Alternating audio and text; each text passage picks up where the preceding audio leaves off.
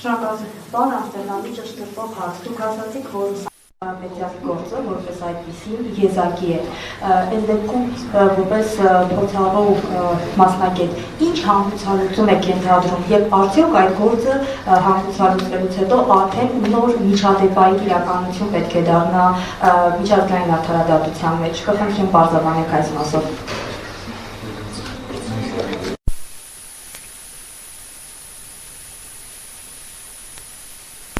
Ես ուզում եմ շատ պարզ ասել, որ այդ գործը ամենատաբար կամ հարաբերականորեն յուրահատուկ է նրանով, որ թե ինչպիսի կապ գոյություն ունի Կարապետյանի եւ եկեղեցու միջեւ։ Նա պատրաստվել է նրա համար, որ աջակցում է եկեղեցուն, բայց հիմա բարկացո բանտում չէ, տնային կալանքի ներքո է, որովհետեւ աջակցել է եկեղեցուն եւ պահվում է տնային կալանքի ներքո։ Կարելի է նման զավեշտալի ենթադրություն անել, որպեսզի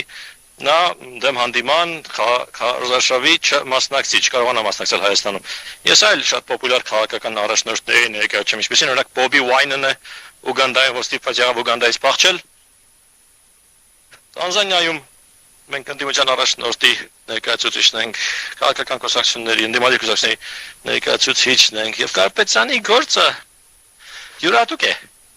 Այն իմաստով, որ այն տեղի է ունենում մի իրավիճակում, որում ինքը իր հետ բերում է իր ժողովրդի ինքնությունը, ակերպ ասած, երբես նայում եմ Կարապետյանին, ես տեսնում եմ մի քանի գործոնի համակցություն, որոնք յուրահատուկ են լինելով հայկական։ Իսկ Փաշինյանին ես դիտում եւ տեսնում եմ որպես դրսի շահերը ներկայացնող։ Եվ դա ապշեցնող է։ Այդ դրանով է յուրահատուկ, քանի որ մենք իսկապես իդեմս Կարապետյանի տեսնում ենք մի մարդու, ով պայքարում է Հայաստանի համար,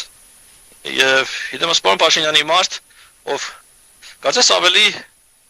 սահագրված է ուրիշների շահերի համար պայքարելու։ Նույնպես եմ ասում, Փաշինյանի հարձակումը եկեղեցու նկատմամբ ըստ իս գումարած նրա հարձակումը Հայաստանի պատմական ժառանգության նկատմամբ գումարած այն որ նա պատանդների հարցին չի անդրադառնում շատ յուրահատուկ ձախողումների համակցություն է